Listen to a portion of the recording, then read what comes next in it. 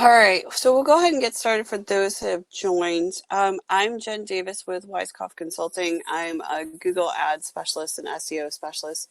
We also have David Marks on the call who will be handling the chats, working with you guys with any questions, interrupting me if need be with questions. So if you do have any comments or questions, you can use the chat to communicate with David. And of course, David, obviously interrupt me as we need. I'll be trying to monitor as well and take breaks in between to see if we have any questions. Sounds good. Great. So we'll go ahead and get started. I know that this is probably a burning question for a lot of people is holiday shoppers. What is this all going to look like? And are you ready? Because obviously 2020 looks very different this year, or as we expect it to, as we head into November and December. So if you think about it, our prior years of holiday shopping looked more like this. Lots of people in crowded stores. We've all seen the videos from Black Friday of people running over each other. The excitement of the deals, of gift giving, all of those ideas. Pretty much out the window this year. We're not going to be able to do this. We're not going to be able to stand next to each other in crowded stores, even with masks. There's still social distancing that they're anticipating come November and December, for instance. And frankly, a lot of people are scared and most likely will not want to participate in this anyways. So what is 2020 going to look like? Couple things that are predictions. Online shopping. I think we've seen this as the pandemic has hit, but also in recent years, this has continued a couple percentage points every year to get bigger and bigger. The other important thing, though, is a lot of people are talking about shopping local, and I'll talk a little bit about the statistics about that in just a second. There seems to be an idea of safety, first of all, but also the idea of supporting our local business people because we know, particularly in this age of the pandemic, they're probably the ones that are hurting the most, obviously depending on the business itself, but making sure that we're keeping our communities afloat as well. So that's a big push. We'll talk about those stats in a second. So a couple of things.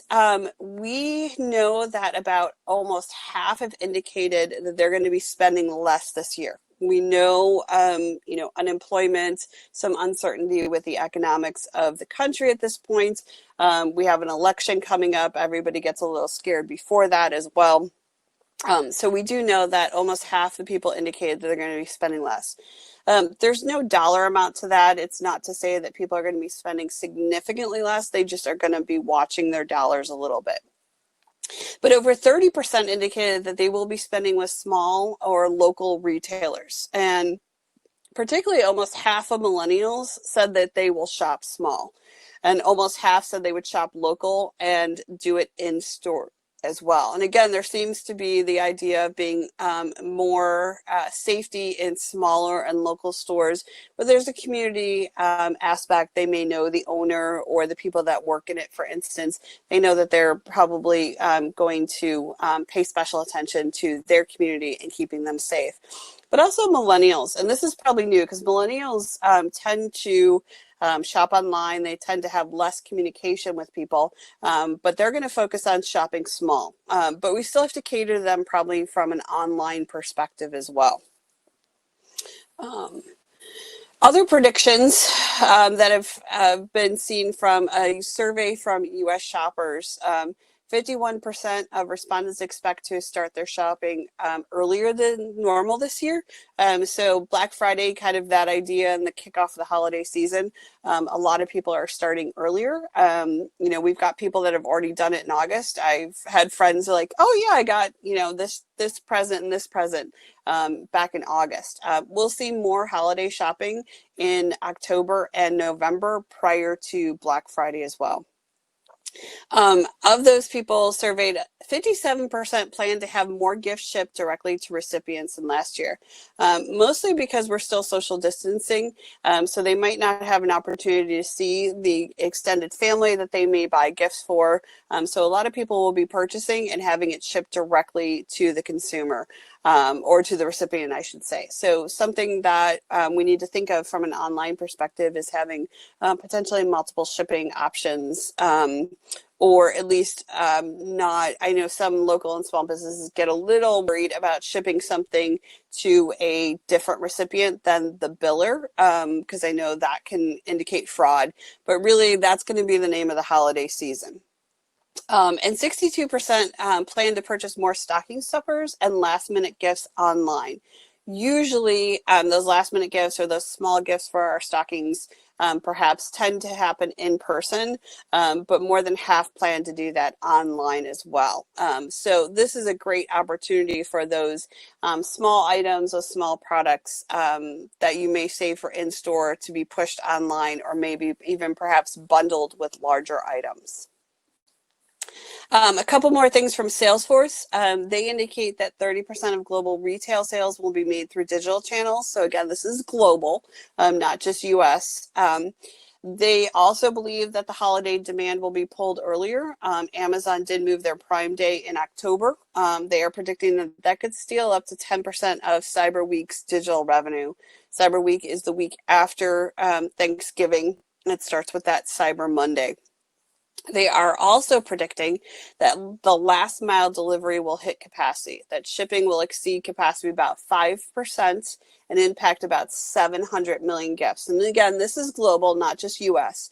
But what this is saying is basically, everybody's going to be shipping. There's going to be more people shipping to recipients. There's more people that are going to be shipping directly from their fulfillment, where they're purchasing to recipients, but also just mailing more things because they may not be able to visit those extended loved ones, or perhaps even ones in nursing homes, or things, or people that are have a high propensity to have complications if they have COVID. So trying to keep people safe. So there'll be a lot more shipping, and there's going to be a capacity overload, and that's going to affect these gifts. So we'll talk a little bit about that and how that can play into curbside pickup and things, and where consumers are getting a little weary about gifts not arriving on time because of this.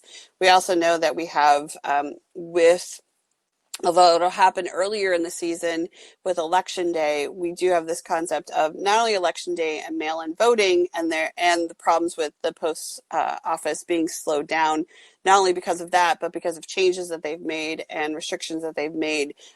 So there's going to be a lot of emphasis on UPS and FedEx and other things like DHL and stuff. And hopefully they will ramp up as they do, but there's still going to be a capacity overload here at some point.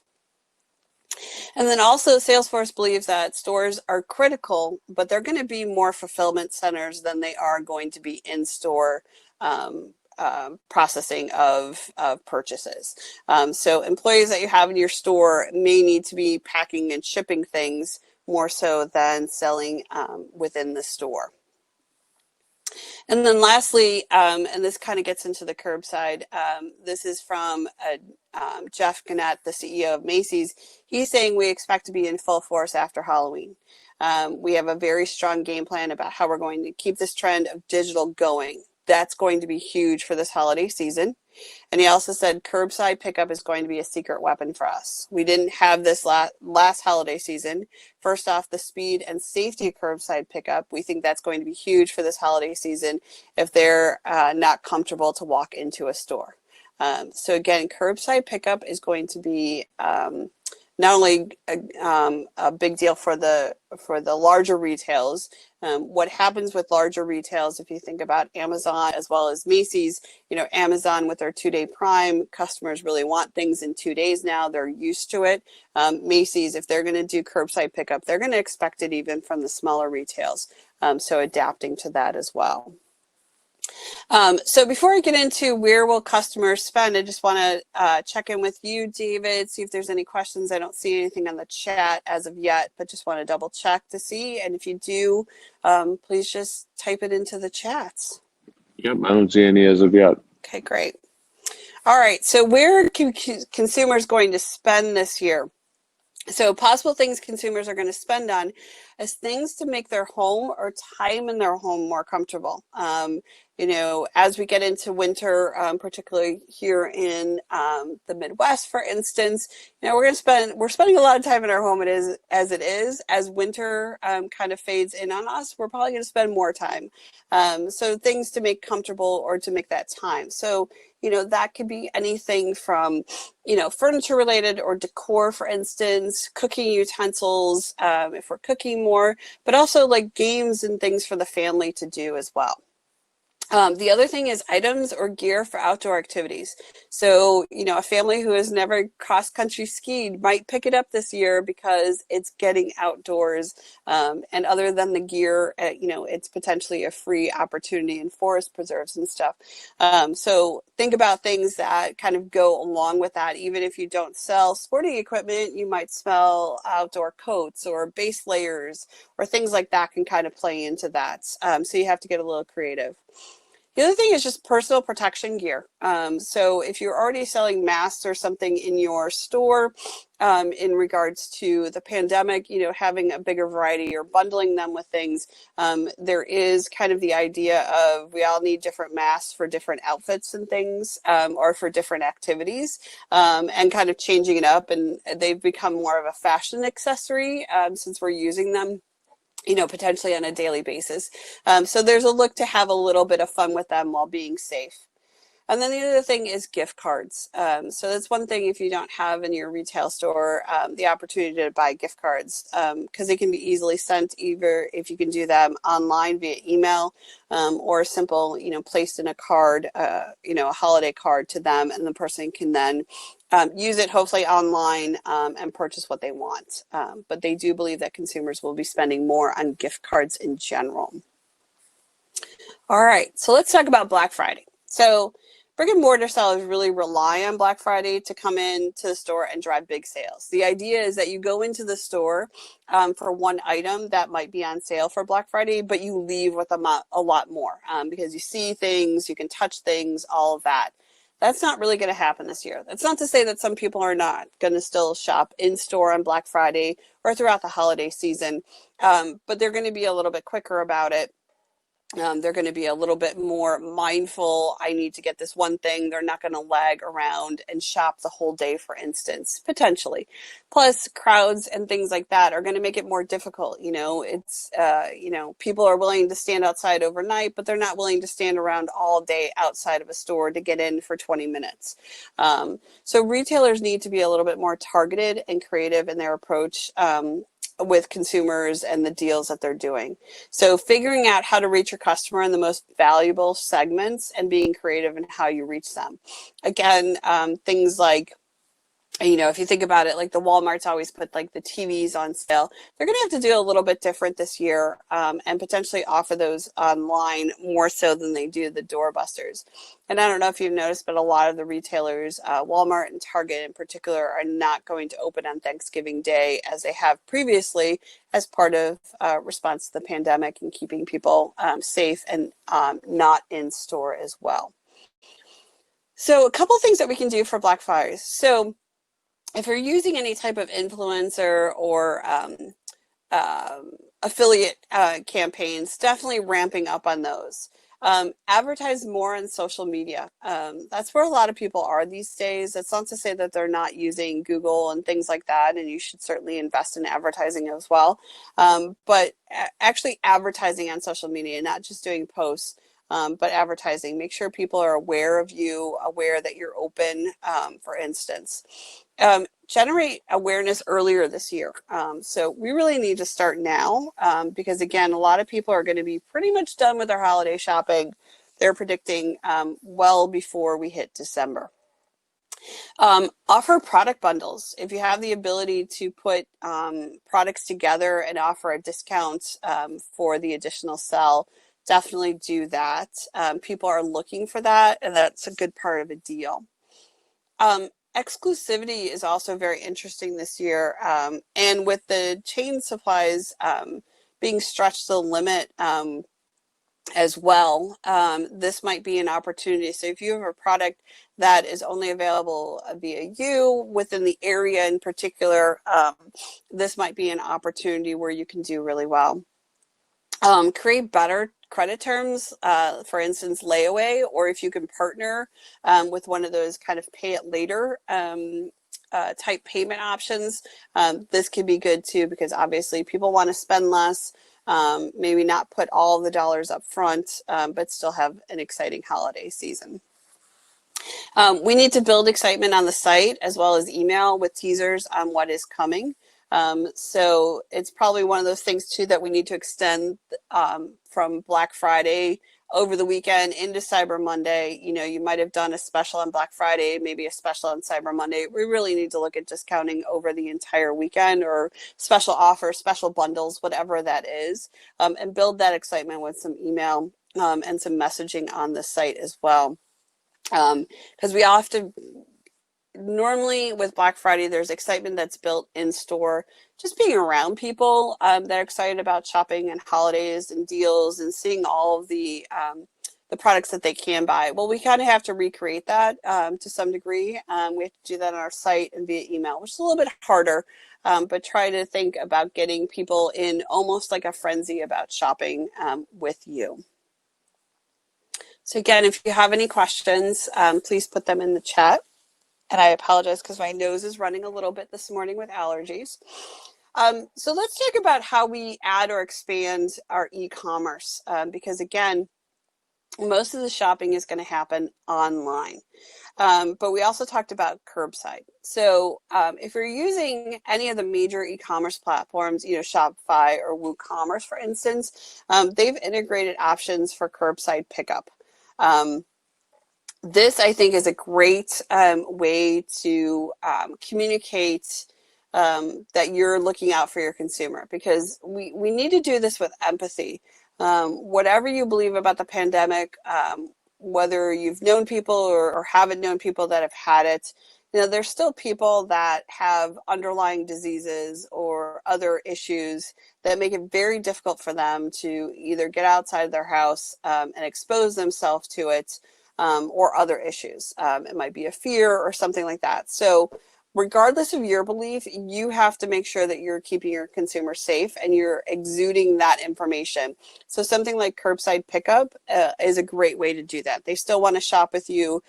They still want to spend their money with you. They believe in you, but for whatever reason, they cannot expose themselves, their family, to this disease. So offering something like curbside pickup, where if they can just open their trunk and you can put the whatever they purchase from their online order in, this is a great way to do that. So from a platform perspective, most of them are offering some variation of this.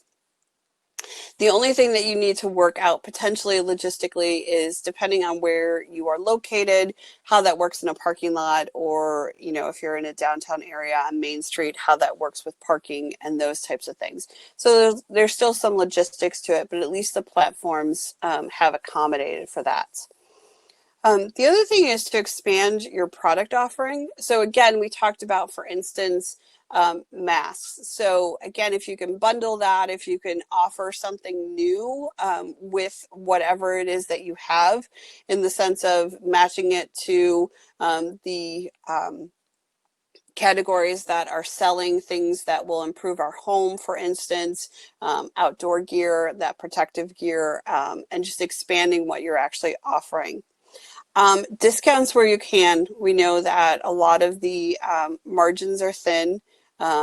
We don't want to discount everything, but discounts where you can, because people are going to be looking for that. And again, offer any bundles or upsells. So if they're buying, you know, some type of kitchen equipment, is there something that goes with it, for instance? So if they're buying an espresso machine, Do they need espresso cups or whisks and things like that to go along with it? So making sure that you're optimizing what you can upsell to people based on the products that they have. If you think about it, Amazon does this all the time. Most of the other retailers, Walmart, Target, if they're looking at a particular product, they might have a comparison between other products. They might have a bundle. If you buy this and this, it's cheaper together, for instance. So looking at those big retailers and what they do effectively in order to really expand your average order size here. All right, so let's talk about in-store shopping. So there are still going to be people that want to do in-store shopping if you're open. What you need to do is communicate that that you have a safe environment. So things like having hand sanitizer, letting people know if you require a mask, and if you do, having that sign on the door, for instance, so that they know before they walk in. But also offering disposable ones if they forgot. I tend to keep a mask in the car, one in my purse. But I have run out for something quick and realized that, I moved my mask from my car into the house to wash or something like that. So it's really nice when the retailers had a disposable one for me so I didn't have to run back home. Also notify them of any limits of numbers of customers that you can have in the store. Our local butcher shop limits it to 7 people. We know that before we go, so we know when the busy times are and when we might have to wait outside for that, for instance. Also ensure that your employees are following these procedures as well. Nothing like walking into a store where I'm required to wear a mask, but the employee is not wearing one. So making sure that your employees are following all those procedures, not only to be a good role model for your customers, but also just to protect their safety and your business as well. And then you may want to optimize your store flow for a quicker in and out while still having an exceptional experience. But it may be one of those things where they're doing the research online. They may call you, know that you have it in stock. They may want to still come in and kind of browse a little bit, but they're going to be much quicker about it. So making sure that you are optimizing that for that. And don't hide your best sellers somewhere. Like have them all in the front. That way, if they want all 5 of them, they can have all 5 and be in and out as quick as possible. And then the other thing, it all depends on weather, but a lot of stores are doing sidewalk sales where they're actually putting things outside, some of their best sellers, so that people walking by, driving by can see it, but also people can do a little bit of shopping. They might even have an employee out there that can actually take their credit card information into the store and ring them up, and the customer doesn't even have to go into the store if they're just buying from what they're doing out on the sidewalk or the parking lot. So that's another great option for in-store shopping. Of course, it all depends on weather in that instance, but people tend to feel a little bit safer outside as well. All right, another big thing is keeping an eye on inventory. So as this kind of curbside and other delivery options has expanded, a lot of these stores had these types of things, but they really expanded it and a lot more consumers took advantage of it. So the frustration with this technology is also kind of happened because it's lagging a little bit in inventory depending on the retailer. So there's nothing frustrating than thinking you finally found whatever it is that you need, you order it for curbside, and then you get a text message an hour later of like, oops, sorry, we're out of stock of this. So you have to go back to your search and stuff. So one of the largest frustration is that lack of inventory. On a lot of different things. We know that the supply chains are just under a lot of pressure at this point. So we need to keep your inventory numbers on hand and updated often. And it's a balance between what potentially is being sold online and what is being sold in store if you're having in-store sales. But keeping that, because there's nothing more frustrating than the consumer that thinks that they just purchased something to only find out that it's out of stock. And because more will opt for the curbside, they want to make sure that they're getting it in time. We talked about that delivery delay that they're expecting with 5% of the capacity overload. A lot more are opting for that curbside so they can actually like hold it in their hands like immediately, even if that means that they then have to go to the post office or whatever it is to ship it to somebody. And they are more than willing to pay more. But so many consumers have been so disappointed by out of stock problems, whether that been curbside or to be delivered to them. So a lot of them are opting for the curbside, get it today in their hand, today or tomorrow in their hands, and they're willing to pay more for it. So keeping your inventory up to date is very key in this time. All right. The other thing is you're going to need more customer service, and it really is customer service even before the purchase. So you're going to get questions from consumers via email, chat, maybe phone call. So definitely, if you don't have things like a chat function on your website, something to invest in. They really want to feel confident in their purchase without seeing it or touching it in person. Boomers and Gen Xers are going to have a big impact on holiday online shopping this year. But it's one thing, particularly with boomers, is that they always like to see it and touch it. That's how they've lived their lives with products. Now they need to switch in many cases, particularly with seniors and boomers, with their risk of this disease. They're going to have to switch online, but they still need to feel confident. So they're going to pick up the phone and ask questions. And you need to expect the unexpected. You're going to get questions like, will that shirt fit a 5-foot, 8-inch male of 220 pounds? Or how orange is that color? You know, is that more of an orange or is it more of an apricot? So expect those kinds of things. Be prepared for them. Try not to be annoyed with them. It's just a lot of people trying to feel confident without actually looking at something, for instance. And the other thing is to actually prepare for a larger number of returns. Uh, there's been some stats out there that since the pandemic, clothing in particular has been one of the biggest things that we returns. Part of it is because we're not going in the store and trying things on, seeing one, how they fit, and two, how they look, for instance. And because we're switching, or a good number of people are switching to doing more online shopping, even for those little items, it is expected to have a higher number of returns this year, so something to be prepared for. So you may need to staff up. You may also need to train employees in order to kind of, one, expect this, but to be able to handle the customer service that needs to happen before the purchase is made. And then communication. Whether that's email, Google My Business Social, use all your channels to communicate your hours, your offers. I don't know if you've seen Google My Business commercials lately. You can add things like curbside pickup and those types of information as well, but making sure that you're keeping consumers up to date and whatever it is that you offer, as well as the hours that you have. If you're having a sidewalk sale, if you offer, no contact delivery, those types of things. Use pictures and videos in addition to text of what you're doing. Again, people are not necessarily going to come in, store, and touch and feel things, so they want to have that confidence. So anything that you can do to provide them more information about the product visually, the better. And again, have empathy. Everyone is handling this very differently, and have empathy and be considerate in your communication.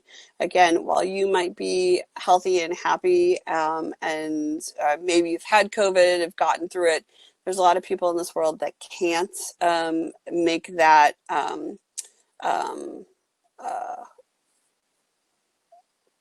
kind of blanking on the word.